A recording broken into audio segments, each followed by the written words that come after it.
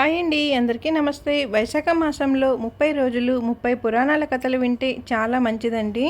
ఇప్పటి వరకు మన ఛానల్లో 6 అధ్యాయాల పురాణాల కథలైతే తెలియజేశాను. ఇప్పుడు మనం 7వ అధ్యాయం గురించి తెలుసుకుందాము. 7వ అధ్యాయం శృతదేవ మహాముని వివరించిన ధర్మాలు గురించి తెలుసుకుందాం. నారద మహర్షి అంబరీష మహారాజుకు వైశాఖ పురాణంలో 7వ అధ్యాయంలో శృతకీర్తి మహారాజు శృతదేవ మహామునులను సంవాదాన్ని వివరించిన తీరును ఈ కథనంలో ఇప్పుడు మనం తెలుసుకుందాం. నారద అంబరీషుల సంవాదం. అంబరీష మహారాజు నారద మహర్షికి నమస్కరించి, మహర్షి, మీరు వివరించిన సత్పురుషుల చరిత్ర ఆశ్చర్యకరంగా ఉన్నది. ఇక్ష్వాకు మహారాజుకు హేమాంగదుడు ముక్తి పొందిన ధర్మమునకు మరింత వివరముగా తెలియజేయమని కోరిన అంబరీషునితో నారదుడు శృతకీర్తి శృతదేవ మహామునుల సంవాదాన్ని ఈ విధంగా వివరించారట. శృతకీర్తి మహారాజు శృతదేవ మహామునుల సంవాదం. శృతకీర్తి మహారాజు శృతదేవ మహామునితో హేమాంగదుడు ముక్తిని పొందిన ధర్మాన్ని గురించి వివరించగా చెప్పమని కోరగా ముని ఈ విధంగా చెప్పసాగారు. ఓ శృతకీర్తి మహారాజా, శ్రీ మహావిష్ణువునకు ప్రీతికరమగు ధర్మములను గురించి తెలుసుకోవాలన్న నీ ఆసక్తి సంతోషం కలిగిస్తుంది. నీవు యువకుడవు, రాజది రాజువు. జన్మ సంసార బంధములను విడిపించి ముక్తిని కలిగించు శుభకరములగు భావనత ధర్మములను వివరిస్తాను, శ్రద్ధగా వినుము అంటూ ఇలా చెప్పసాగారట. శృతదేవ మహాముని వివరించిన వైశాఖ ధర్మములు, వైశాఖ మాస ధర్మములను ఆచరింపమని వానికి ముక్తి లేదు. సర్వధర్మములలోనూ వైశాఖ వ్రత ధర్మం ఉత్తమం, సాటి లేనిది. వైశాఖ ధర్మములు ఎంతో సులభములు, ఆచరణ సాధ్యములు, పుణ్యప్రదములు. ఈ మాసంలో ఎలాంటి పుణ్యకార్యాలు చేయాలో చెబుతాను వినుము అంటూ చెప్పడం ప్రారంభించారు. వైశాఖ మాసంలో అన్ని ఆశ్రమముల వారు నీటితో నిండిన పాత్రలను దానం చేయుట, చలివేంద్రాలు ఏర్పరిచి బాటసారుల దాహాన్ని తీర్చుట పుణ్యప్రదం.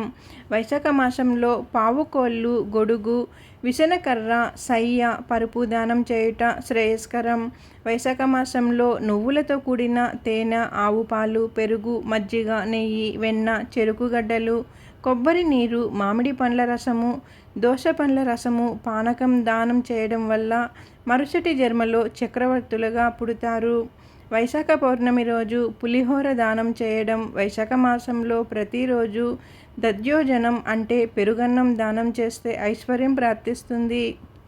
ఇంకా వైశాఖ మాసంలో లభించే ఫల పుష్పాలను దానం చేయడం వల్ల విష్ణువు ప్రీతి చెందుతాడు.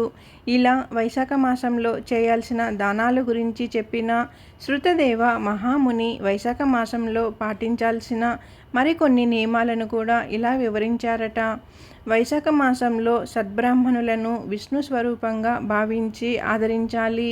ప్రతిరోజు సూర్యోదయమునకు ముందుగా స్నానం చేసి శ్రీ మహావిష్ణువును పూజించి తర్వాత వైశాఖ పురాణ శ్రవణము చేయాలి. ఈ మాసం అంతా అభ్యంగ స్నానం చేయరాదు, అంటే నూనె అంటుకొని తలస్నానం చేయరాదు. లోహపు పాత్రలలో భుజించరాదు. అరటి ఆకులో, విస్తరాకులో మాత్రమే భోజనము చేయాలి.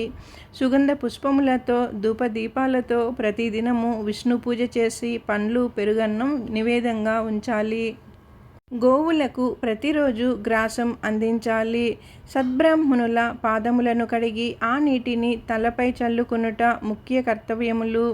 ఈ విధంగా వైశాఖ మాసంలో శాస్త్రం చెప్పిన దానాలు చేయకుండా, బ్రాహ్మణులను, పండితులను ఆదరించకుండా, వైశాఖ మాస వ్రతాన్ని ఆచరించక వ్యర్థంగా కాలక్షేపం చేసేవారు పిశాచ జన్మ ఎత్తుతారు. అలా వైశాఖ వ్రతాన్ని ఆచరించకుండా పిశాచుడైన వారి కథను చెబుతాను, జాగ్రత్తగా వినుము అంటూ శృతదేవ మహాముని శృతకీర్తి మహారాజుకు చెప్పిన విషయాలను నారదుడు అంబరీషునికి చెబుతూ 7వ అధ్యాయాన్ని ముగించాడట.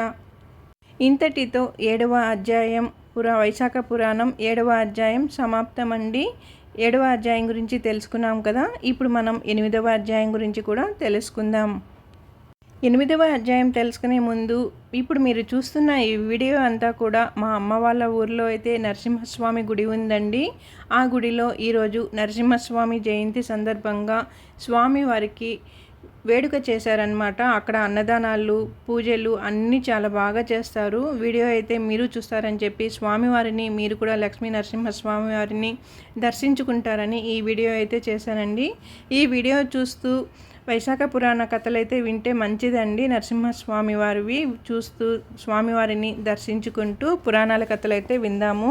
ఇప్పుడు మనం 8వ అధ్యాయం కథ అయితే తెలుసుకుందామండి. 8వ అధ్యాయంలో శృతకీర్తి మహారాజుకు తన పిశాచ తండ్రి కథ చెప్పిన శృతదేవ మహాముని. శృతకీర్తి మహారాజుతో ఇలా చెప్పసాగాడు. పూర్వం మా తండ్రి గారు మరణాంతరం రేవా నదీ తీరంలో పిశాచ రూపంలో నీడలేని ఒక బూరుగు చెట్టు కింద నివసిస్తూ ఉండేవాడు. దీనస్థితిలో పిశాచం చేసిన పాపకర్మల వలన పిశాచ రూపం పొందిన మా తండ్రి గారు తన ఆకలి దప్పికలతో తన మాంసం తానే తింటూ శుష్కించిన శరీరముతో నీడలేని బూరుగు చెట్టు కింద నివసిస్తూ ఉండేవాడు. తీవ్రమైన ఆకలి దప్పికల చేత అతని కంఠంలో సన్నని రంధ్రం ఏర్పడింది. ఈ కారణం చేత అతను చెరువులోని చల్లని నీరు త్రాగిన కూడా అది కాలకూట విషము వలె బాధించుచుండెను. గంగాయాత్రకు బయలుదేరిన శృతదేవ మహాముని తన తండ్రి దీనగాథను ఇంకను ఇలా వివరిస్తూ, నేను గంగాయాత్రకు వెళ్ళాలన్న కోరికతో బయలుదేరి దైవసాత్తు నా తండ్రి పిశాచ రూపంలో ఉన్న ప్రాంతానికి చేరుకున్నాను. నీడలేని బురుగు చెట్టు వద్ద ఉంటూ ఆకలి దప్పికల బాధను భరింపలేక తన మాంసం తానే తింటూ దుఃఖభారణము కంఠబాధ నన్ను అనుభవించలేక అరుచుచున్న ఆ పిశాచమును చూసి ఇదేమి అద్భుతమా అని అద్భుతపరితిని. మునిపై దాడి చేయబోయిన పిశాచ రూపమునున్న అతడు నన్ను చూసి చంపవచ్చెను. కానీ నా ధార్మిక ప్రవర్తన బలము వలన నన్ను ఏమీ చేయలేకపోయాడు. నేను వానిని చూసి జాలిపడి, ఓయి భయపడకు, నీకు నా వలన ఏ భయము లేదు. నీవెవరవు? నీకు ఈ పిశాచ రూపం కలుగుటకు కారణమేమిటి? వెంటనే చెప్పుము, నిన్ను ఈ కష్టం నుంచి కాపాడుతాను అని చెప్పాడు. అప్పుడు ఆ పిశాచం నేనతని పుత్రుడనని గుర్తింపలేదు. నాకు కూడా ఆ పిశాచం నా తండ్రి అని తెలియలేదు. తన వృత్తాంతం తెలిపిన పిశాచం. అప్పుడు పిశాచం రూపంలో ఉన్న మా తండ్రి గారు తన వృత్తాంతాన్ని ఇలా చెప్పసాగాడు. నేను భూవరమను పట్టణమున నివసించేవాడను. నా పేరు మైత్రుడు. నేను సంకృతి గోత్రము వాడను అని విద్యలను నేర్చిన వాడను. అన్ని తీర్థములయందు స్నానము చేసిన వాడను. సర్వదేవతలను సేవించిన వాడను. కానీ నేను వైశాఖ మాసమున ఎవరికి అన్నదానం చేయలేదు. లోభంతో ఇంటికి వచ్చిన వారిని భిక్షమునైనను ఇయ్యలేదు. కావున నాకీ పిశాచ రూపము వచ్చినది. ఇదియే నా ఈ దువస్థకు కారణము. నాకు శృతదేవుడను పుత్రుడు కలడు. అతడు సకల శాస్త్రములు నేర్చిన ధర్మాత్ముడు, గొప్ప పండితుడు. నేను వైశాఖమున అన్నదానము చేయక ఇలా పిశాచ రూపంలో దురవస్థత ఉన్నానని నా కుమారునికి తెలియజేయము. నీ తండ్రి నర్మదా తీరమున పిశాచమై ఉన్నాడు. సద్గతి పొందలేదు. బూరుగు చెట్టుపై నున్నాడు. తన మాంసమును తానే తినుచు బాధపడుచున్నాడు అని చెప్పుము. వైశాఖ మాసమున వ్రతమును పాటించుచు నాకు జలతర్పములు నిచ్చి సద్బ్రాహ్మణులకు అన్నదానము చేసినచో నేనీ పిశాచ జన్మ నుంచి విముక్తి పొంది శ్రీ మహావిష్ణు సాన్నిధ్యమును పొందగలను. కావున దయచేసి నా వివరాలు నా పుత్రునికి తెలుపుము అని దీనంగా ప్రార్థిస్తున్న నా తండ్రిని గుర్తించి అతని పాదములకు నమస్కరించి అక్కడే కొంతకాలం ఉన్నాను. నా తండ్రికి పిశాచ రూపం ఎలా పోతుందో